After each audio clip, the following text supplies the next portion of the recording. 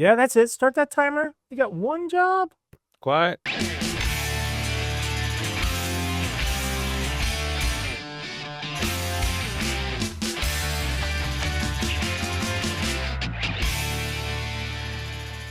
Quest for Fire. Quest for Fire. That's what we are talking about. What is Quest for Fire? It is what? It's like 1981 barbarians. They're not barbarians. They're more like prehistoric civilizations. What? Are they on a quest For fire. for love? No, love was kind of a side quest, so kind of a byproduct. Yeah. But it's because of his infatuation with her, he kind of even got it. Because if he had left and kind of went back to looking for fire other ways and then pursue her, they may have not got to her tribe to learn how to make it. So to skip ahead.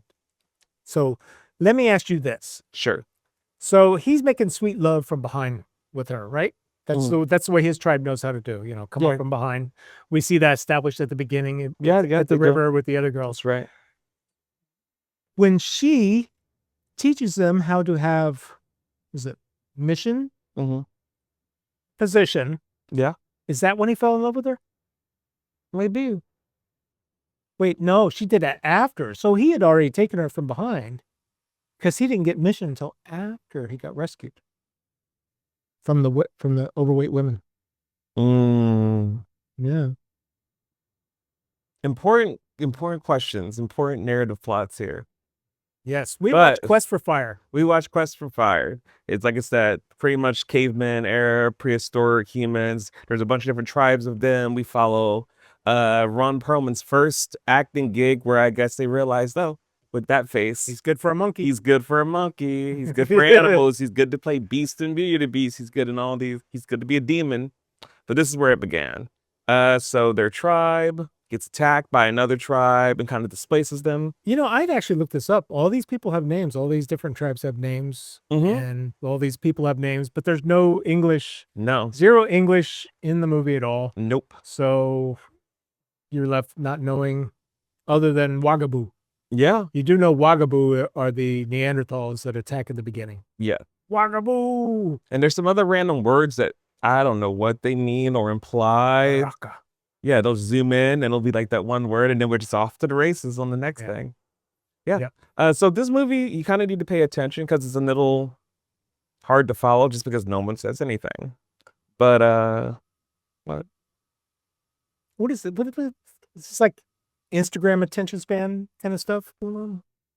I don't find it hard to follow at all. Most people want to at least hear something. They want dialogue or character development. Still, no lines in the movie. I guess. Top threes. Bottom threes. Well, let's just say what the movie's about first. Okay. Yeah. So, as I was saying before, Don jumped in to interrupt me. As always, look, he was excited. Yeah. So, after being displaced from being attacked by the more monkey-ish of the tribes, I guess, they are displaced. They have this one guy who holds onto the lamp all the time, which I'm like, can we please give it to someone else? His responsibility is to maintain the fire because horrible. Because he put it out twice. Their tribe cannot make fire; it can only keep it going. Yeah. So yeah, and he ends up falling in some water. After the Neanderthals kicked their butt and kick them out of their cave, they end up going to a small island in a swamp and sitting there for the rest of the movie until they get fire again. Pretty much. It's kind of weird. Yeah, that was strange. I don't know why. There was the one group, I guess, of other tribesmen later on that tried to like take the fire from them. No, that was the same tribe. That was just the bullies of the group. Yeah, that's what I meant. Yeah. So there was them, but they were like in the forest or somewhere else, not on the island. They looked for fire too. They were hunting. Yeah. Food. So after the fire goes out, the quest for fire begins. This is of course after they they run away from some wolves that starts pecking away at some of their survivors and tearing in. There's a lot of animals doing a lot of work. That was cute with the saber-toothed tigers. Yeah. They chased them up the tree. Yeah. And then they start eating the leaves of the tree, and then which is the next part. They're just the saber-tooths are just kissing away, eating each other. And then they're up there fighting. I think they eat some eggs while they're up there trying to live. Then they eat the leaves. They fall out and realize the tigers are gone. They start walking off again. They see some other tribes folk walking around. It's not a tribe folk thing. Cannibals. Cannibals. They see Specifically. a gang of cannibals. Yeah. But they don't know that at first. All they know is they see people and they see smoke, therefore fire. Quest is fire.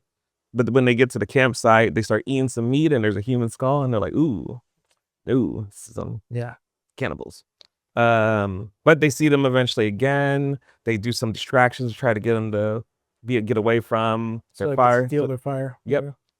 Which they almost do, but he runs off in a strong wind, just takes that fire right on out, which gets him caught, and he has a no face-off with some Teeth. big, yeah, With some teeth with some teeth. on pretty his much. groin. That's right. And that's where Rae Dawn Chong gets introduced. She was quite a woman back then. Do you even know who Rae Dawn I have Chong? no idea. How? You've seen The Color Purple, right? Yeah. She plays the little mousy girl. Oh, I would have not have guessed or remembered or known her. She's been around forever. Yeah. Forever. I mean, I think she's still in the occasional movie too. Mhm. I guess she's probably a little bit, maybe around my age or whatever. Yeah. But she ends up following them because basically they rescue her, kind of, sort of, They were, but they don't it was want her. her. Oh, sorry to say, it was her and two other, I guess, tribes, people who were like hung up by trees because I guess they're going to be food one. soon. Just one. Oh, The one with missing an arm yeah. because they were eating it. Yes. So she follows them and gets a kind of camaraderie with them as they go around. After she gets busy. Yeah, true. They try and get busy with her, but then our lead caveman wins out. And Yeah, he's the leader. Yeah. It makes sense. And then he gets butthurt because she disappears when he wakes up. she wants to go back to her tribe. She does. Yeah. Yeah. She misses her people. And he searches around for her, not for fire, making the other Well, two. he leaves the fire with the other two. Yeah. Basically says, I'll be back. I'm going to go get her. He makes it to the other tribe and gets imprisoned because he's good breeding stock, evidently. Yeah. So the other they tribe- start throwing overweight women at him. Yeah. And I loved it. Rae Dawn Chong's character, she's just standing outside with a really sad look. That was her man. She found him. Yeah. He saved her. So She should get first dibs. eventually his buddies come and they decide to rescue him and steal all the weapons that This is they only after carry. she's exiled because she tries to go in there and sleep next to him, and that's against the rules. And we also find out that this tribe can make fire. Yep. Which is a very dramatic scene in this. Yeah. They can make fire. They're kind of just more advanced overall comparatively to his original Compared tribe. to his. Yeah. Yeah. Because you see that later on where she kind of plays this like educational gateway news type character. Because like even in later on when they're fighting like the bullies of the tribe, she realizes that their spears suck. So if they move far away, if they throw the spears, they're not going to go very far. But she can talk but their spears, her tribe spears, which I think the two steal or take when they rescue. Yeah. Well, they steal a lot of them. Yeah. They steal him. Oh, and they didn't, I said when they rescue him, no, they knock him out, Yeah, and drag him knock away. out. He's drunk. He's been plied with alcohol. Which Yeah. is a pretty cute scene. Mm-hmm. Yeah. Where are we now? Well, they make it back. I mean, they make the journey back. Yeah. With the quest. They meet the bullies of the tribe, which they take out quickly with the new arrow sling method. Yeah. And then he ends up getting her pregnant. and Yeah. Looking up to the moon, which is to me a way of looking toward the future. Mm-hmm. Because I think at that point he's kind of probably he got the fire back. He's the big dog now. Must be. Mm-hmm. I mean, they got a way to protect themselves from Neanderthals. They have a way to make fire, so they have to worry about that anymore. So, and I mean, he got Rae Dawn Chong. And that's the movie. So, what are the three things that you like or didn't like about it? This was tough. This was a hard one for me. I do enjoy the story with very little talking. You do have to pay a little bit more attention. You kind of have to infer a lot or kind of guess. And I think for the most part, the story beats made sense. It wasn't overly complicated. They kind of established him being a leader pretty early, even with the fact of him fighting the cannibal leader, not really being afraid, ready to throw down, not being afraid of the mammoths when they show up, That was a good scene. and offering the grass to them, and then kind of in that. So I mean, they were really building him up as kind of the big hones. Yeah. So that was pretty cool. Second part, I did like all the animal kind of like scenes. It looked kind of funny because they cut away to like a snarling wolf but I thought that was pretty cool. I like the animals. You mentioned how much time it took for them to put that fur on the elephants. Yeah. That was pretty nice. So that was cool. Third.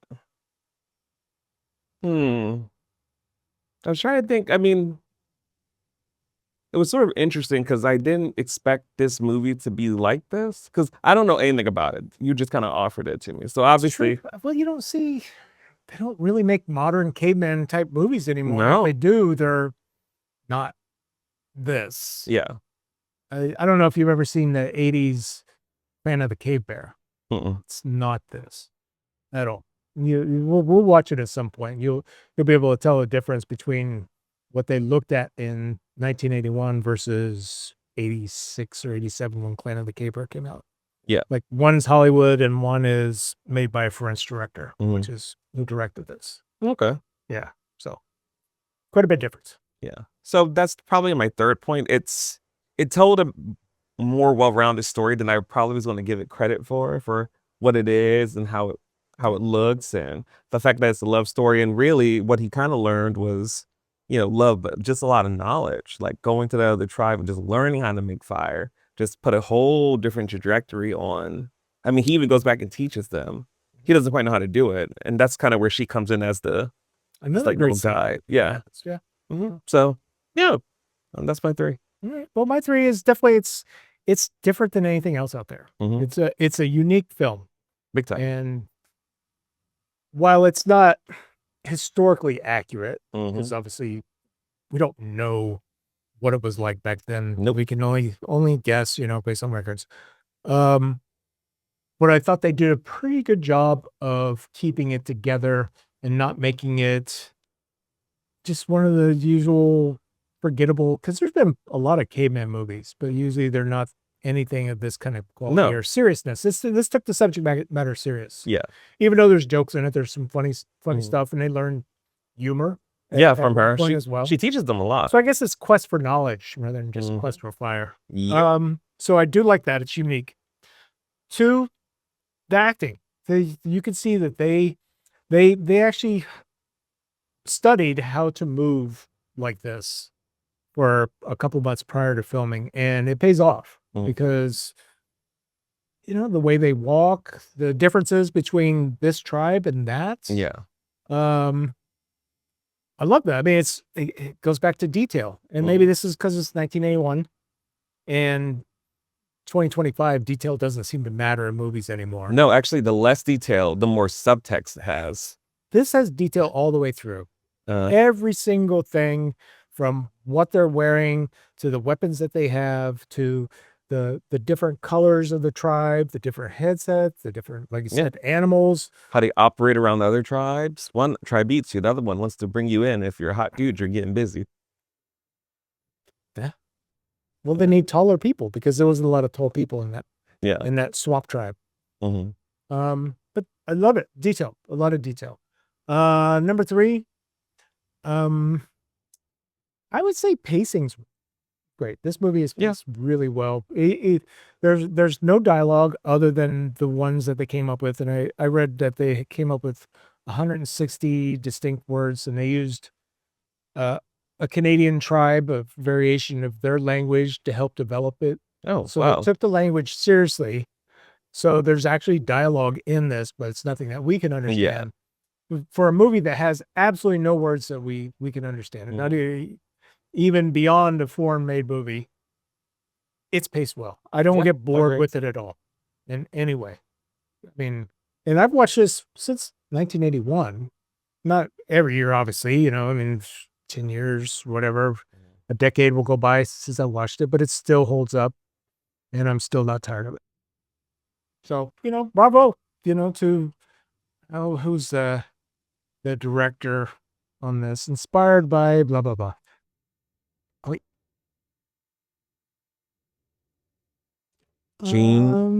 Original.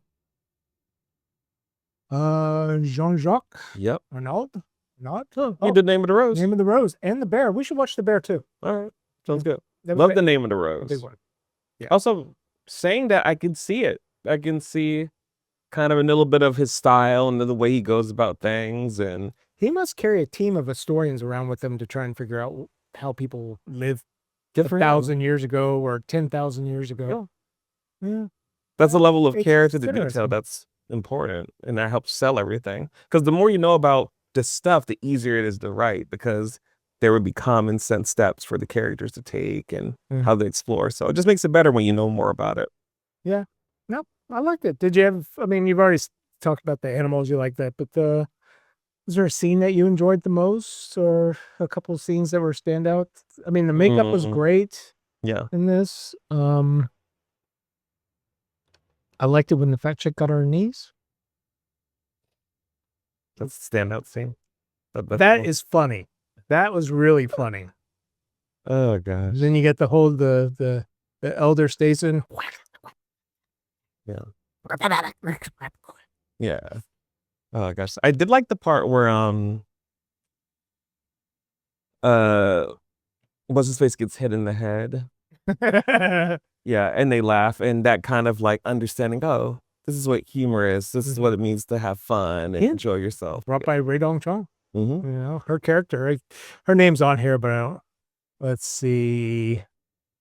Got them all right here. So like Alco or something, some with A. Tribe leader, enlighten Ika. Oh, Ika. Ika. Okay. Yep. Amu, Gal, that's Noah. Yeah. Noah was the main one. And then Gal and the other one, I think. I would say when Rae Dawn Chong was making, for me, a moment that actually meant something was when Rae Dawn Chong had taken the fire away from him in order to do it. And then she's sitting there, her eyes are like that. That was she's been a good woman. Beautifully shot. Yeah. No. My new man's not going to be made a fool in front of you guys. So go real. You remember Cheech Chong, right? Yeah. Rae Dawn Chong. Oh, now I got you. No. So recommend it, huh? Oh, absolutely. I recommend it. It's so unique, like you said, in the way it was way more than I expected it to be. I really thought it was just going to be like a standard survival. They're going to find fire. They're going to bring it back, but it ended up being so much more. From the way the tribes operate, from the fact that he met this other tribe that really changed the entire trajectory of his whole group of people. You know, after, because again, if he hadn't followed her and they just kept doing whatever they were doing, they would have never got here. It was his interest in her. Eventually they would have, but it would have been delayed. Way delayed, comparatively. So, no, cool stuff. Yeah, well, good. I'm glad you liked it. I'm glad you brought another one. Has any of your other buddies seen it? I mean, did you talk to them? I'm like, see, no one saw this. People forget things. They do. You know, these things exist, and like I said, this movie is 45 years old. It should be watched occasionally. It should be enjoyed. I mean, the only thing we have, I mean, I can't remember the last time there was a movie about cavemen in particular, but the other movies were, like I said, Clan of the Cave Bear, which isn't a very good movie. I just watched that not that long ago. Caveman with Ringo Starr and Shelley Long. Roaring comedy. Back in caveman times. I don't remember that one either. We'll have to watch that. It's horrible. Absolutely horrible. Cave Girl. I don't know if you saw that. That used to be on USA's Up All Night with Rhonda Shear and Gilbert Gottfried. That used to be one they played all the time. The last time. Iceman, which we're gonna watch. Yeah. I think you should find that it's not about caveman, but it's about caveman. Okay. So that's an interesting one. Encino Man, that's another caveman movie. Encino Man. Yeah, Brendan Fraser's in Encino. He's a caveman that was frozen in ice. And Samwise from Lord of the Rings dethaws him, and they become buddies, and they go to college. Okay, I think I've seen that one actually. Yeah. Of course, it was big with kids back in the mid-90s. Encino Man. Yeah. Well, it's good to have a more serious actual take on it. It's crazy to think there's not that many caveman movies. Maybe people just got over it. Yeah, I know it's definitely a limited market. Yeah, not really a genre. Yeah, but I don't see any reason why they couldn't make one within budget. Yeah. Because something like this, say, I don't remember the budget on this, but it shouldn't be a lot. Mm. I mean, most of it's filmed outside. So the majority of the money would go with costumes, probably some lighting and that kind of stuff, location shoots and things. So it shouldn't cost $100 million to make one of these. Yeah. So if they keep the budget between 10 and 20 million, it could easily, a movie like this could probably make Yeah, true. double of. As long as they don't try to throw in dinosaurs or something ridiculous. As long as they don't try and put Chris Hemsworth as the lead. That's true. Yeah. Which is what they would try and do. Oh, we need a star in order to bank this caveman movie. We're going to put in there. Yeah. Let's put one of the hottest cavemen and women we can figure out for the time. I would have no doubt. What about Robert Downey Jr.? We're bringing all of Marvel salary back. is $50 million. That's okay. The caveman budgeted Avengers. for $1 million. Yeah, pretty much. That would probably sell bigger than Doomsday anyway. Poor Marvel. Anyway, That's both a another recommendation from us. Absolutely. Yeah, this was good. Yep. So watch us on our other ones. We do have other movies on YouTube. And Like, comment, subscribe. yeah, go to our, what else? Patreon. Patreon. Yep. TikTok. We're starting the Patreon, putting things up there. Be that the more racy after the movie talk. Yeah, where we really get into it. He gets to drop the F-bomb and I get to say the N-word.